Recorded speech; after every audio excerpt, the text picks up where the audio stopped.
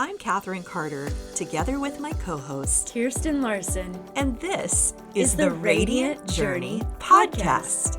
The writer of Proverbs tells us that the lovers of God walk on the highway of light, and their way shines brighter and brighter until the perfect day.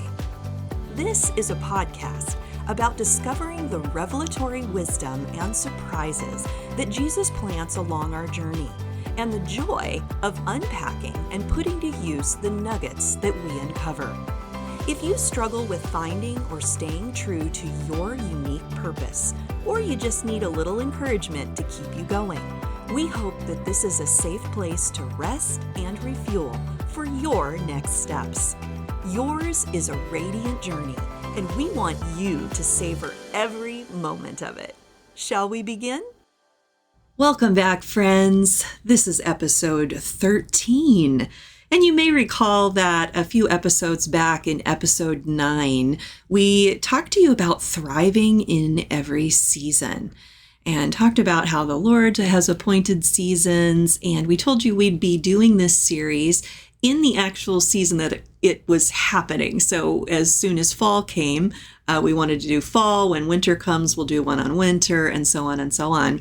Well, at the time of this recording, we are in fall, so we thought we'd get started with an episode on that particular season and how we can thrive in fall. That's right. I'm looking forward to this one.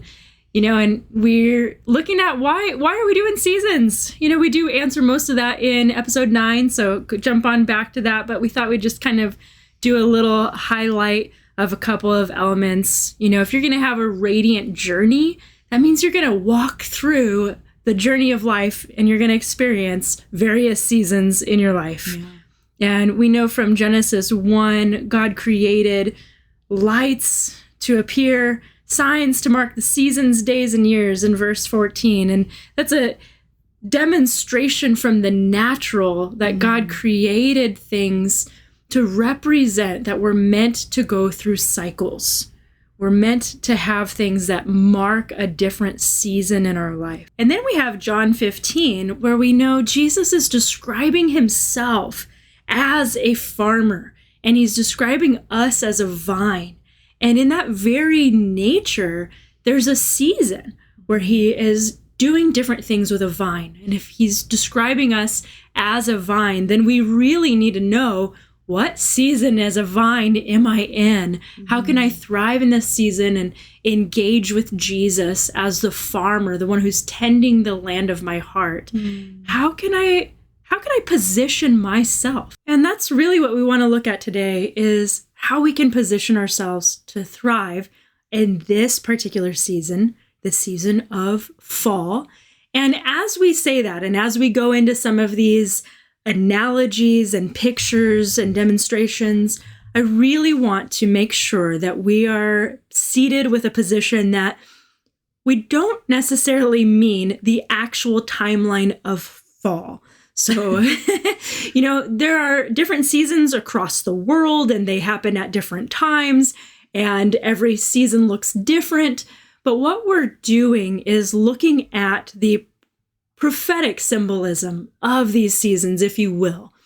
The way that this season looks on the earth and how it might show up in your life is what we're going to look at. So you might be experiencing a fall season in the winter or in the summer. It's not necessarily what timeline it is on the earth, but we want to give you some tools to navigate those seasons of your life. So we're going to look at 3 specific characteristics of fall.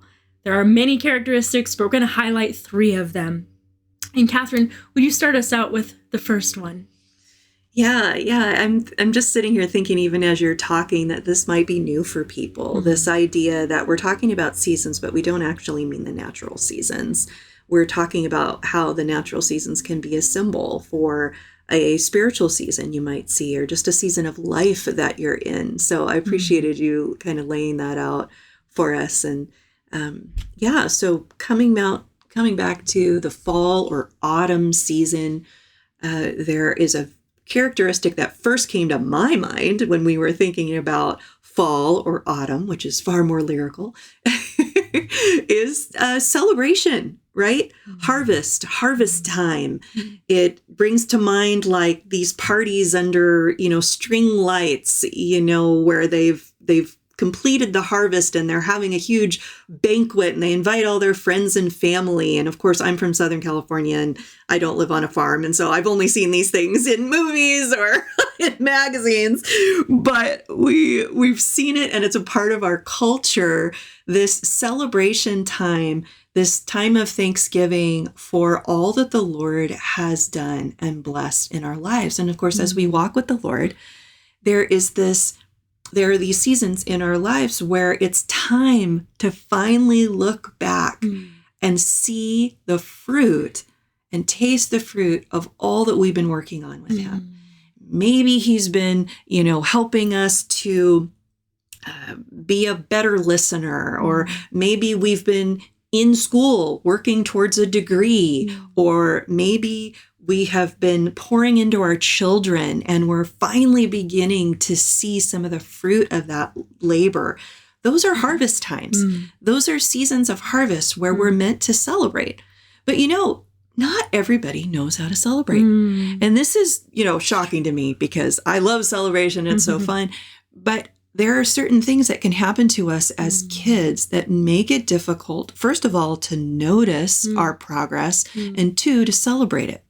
If you were in a household that required a lot of pressure, maybe you had parents who were all about achievement, it was almost like those individual achievements were over-celebrated to the point where it was like, what's the next thing? What's the next thing? What's the next thing? There's not time to celebrate this. I got to move on. And it created sort of this frenetic energy. And the problem with not stopping to celebrate your progress is that it becomes harder and harder to do because your eyes aren't looking for it.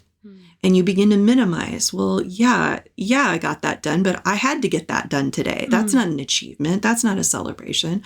Well, yeah, we finally launched that project, but we don't need to celebrate that project. We need to start thinking about the next project, right? And we really rob ourselves of these moments of joy that actually help to propel us into higher levels, the next stage, the next season. Just like rest enables us to move and to take steps of action, celebration also prepares us to get ready for the hard work that can happen, in a deep winter season, which we'll talk about later. But those can be very deep seasons where there's not a lot of outward stuff going on, but there's a lot of deep stuff happening deep down, right? And so learning to celebrate. So I guess the first idea here that we want to lay out for our listeners is, if you are in a season of harvest, of fall, of autumn, the Lord is going to be showing you your progress, your harvest. He's going to want to give you fruit to enjoy. And what we want to do to partner with him is slow down. Receive the words of the Lord in your quiet time with him. Let him speak those words of affirmation, hearing, well done, good and faithful servant. I don't think that's just reserved for heaven. I think that the Lord wants to speak those words over you, especially after seasons where you have labored, where you have tended to produce this fruit in your life or in your family, at your workplace, school, or church, in a ministry. So we want to partner with him. I think a main takeaway here is that we need to realize that fall time, autumn, harvest is the time to reap what we've sown. And it's okay to celebrate that. It's okay to reap the benefits and the rewards.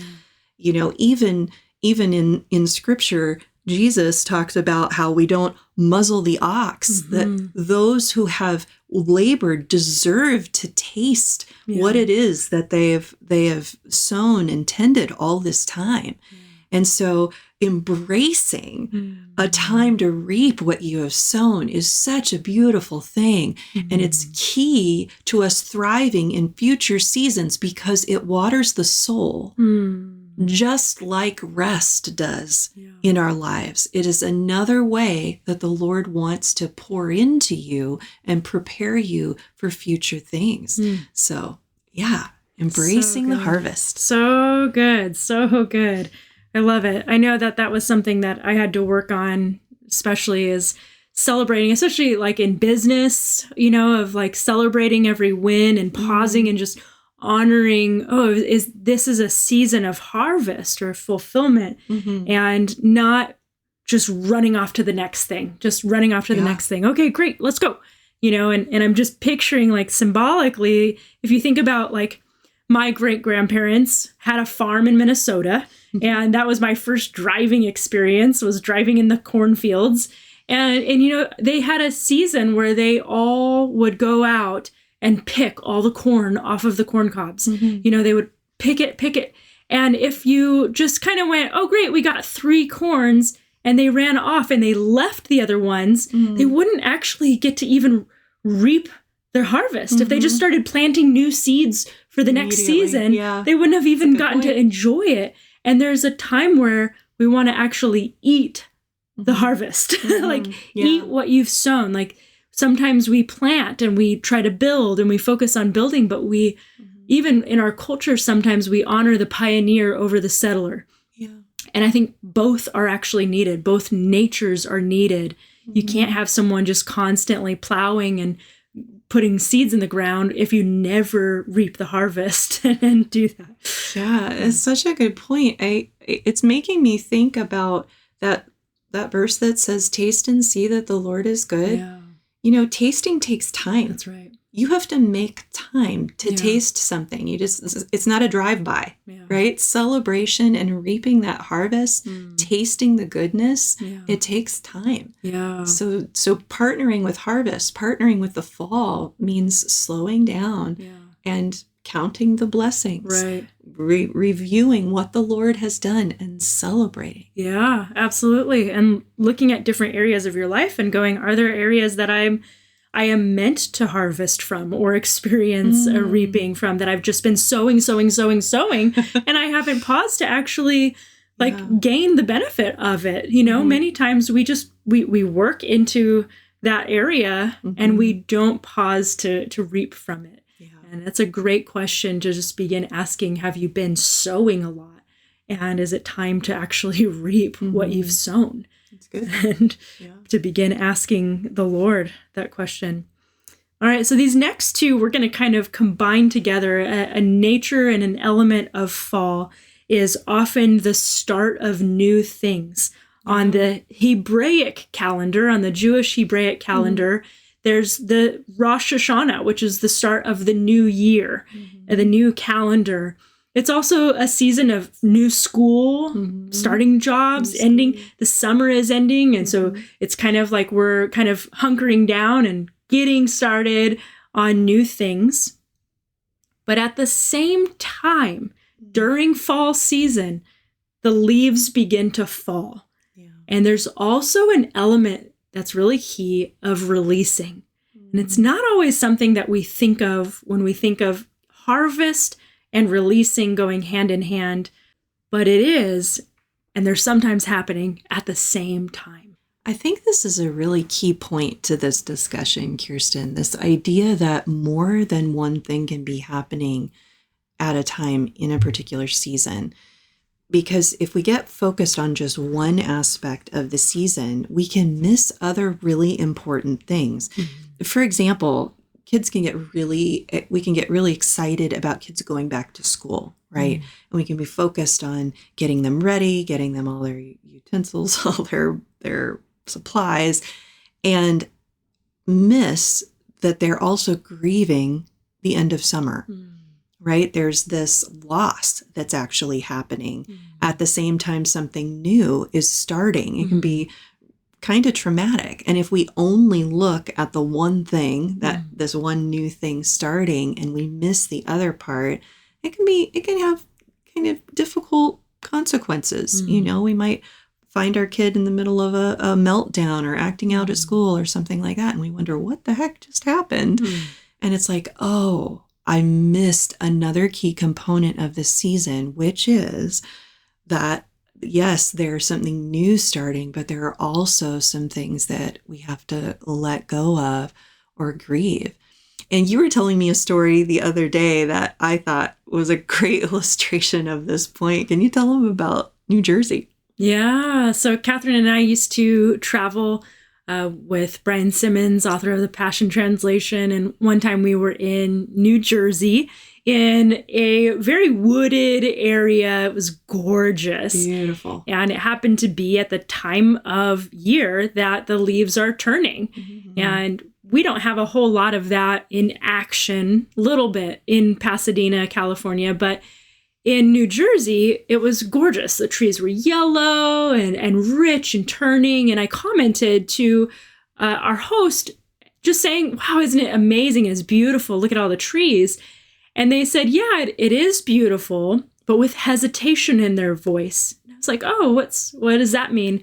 And they said, well, if the wind and rain don't come quickly, then all those leaves won't fall off the tree in time for the snow to come. And that will, imagine all these trees with all these leaves on them, and they become heavy and the branches begin to break. And then the snow actually doesn't reach the ground where it's needed in order to water the ground in a deeper way. And you know, these are things that you experience when you have 4 seasons, that there's actually a very intentional need for these things to happen. And it changed the way I viewed coming home. We live in a city with a lot of trees, and every fall they come through, these tree clipper guys, and they clip all the trees. And I went, oh, that's what they're doing. We don't have the natural weather to do it, so humans are doing it. And it made me realize that sometimes natural things take place in our lives that will naturally help us release the crowded space. In New Jersey, the wind and rain comes through and releases the leaves from the trees. In Pasadena, we need a person to come and say, hey, can you clip all these trees? Because we're not going to have wind and rain that's going to push all that down. And we need that to happen for the next season. And it made me realize that sometimes natural things come through our lives that help us naturally release things that have gotten too crowded and make room for the next season.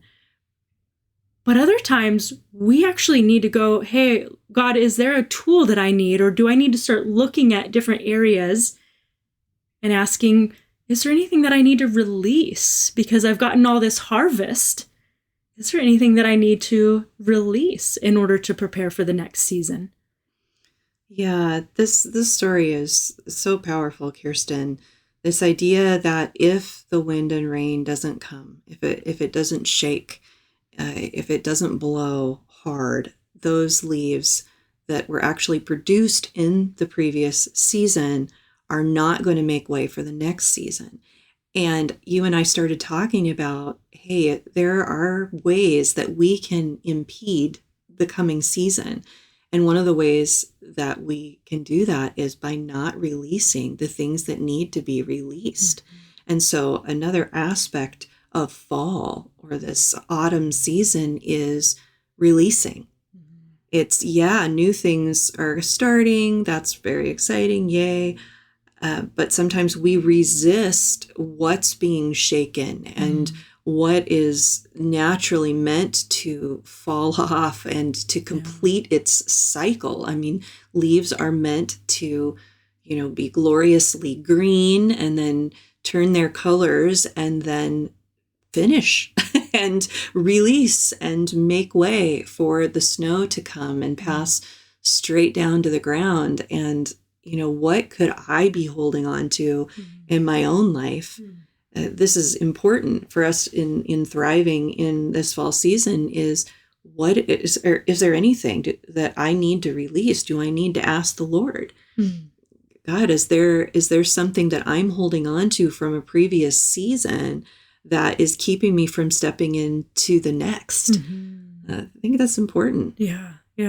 Those are good questions to begin asking. And this is how we start walking that radiant journey, right? As we start asking God, we start looking at these different areas and begin saying, where am I meant to harvest? Where am I meant to release? Is there anything new beginning and starting in my life? These are some of the fall questions that you're asking. Yeah. Is there anything new? Am I harvesting things or am I releasing things? It's a season where multiple things can be happening, and we have to put on that lens to look at the different areas of our life and ask, what is God doing in that part of your life? Yeah, so good. So now we turn our attention towards you, the listener, right? And we want to leave you with a couple of things to ask, to bring into your quiet time with the Lord, and just to maybe even journal about if you have some time to do that. First of all, what is it that God is wanting to celebrate in your progress at this point in the journey? Maybe the project's not fully finished, but you can celebrate what you've done to this point. What is it that might be starting that's brand new? Is there something new that you need to prepare for? And is there something He wants to give you in order to get you ready to be positioned to be able to participate with that? And then finally, is there something, Lord, that I need to release? I don't want to hold on too long to things that are going to impede the space, the time, the emotional bandwidth that I need to be ready for that next season. So we just bless you in your fall season. If that's where you find yourself right now, we pray that the Lord would show you what He wants to celebrate in you, that you would hear those words, well done, good and faithful servant, that you would be able to celebrate in this harvest time. We also bless you. If there are new things that the Lord is bringing into your life, may He give you everything that you need for this new season. And may He also give you the grace to release anything in your life that may keep you from moving into the next season. Amen. And just like that, episode 13 comes to a close. Don't forget to head on over to our website, radiantjourneypodcast.com, and we'll see you next time. Bye-bye.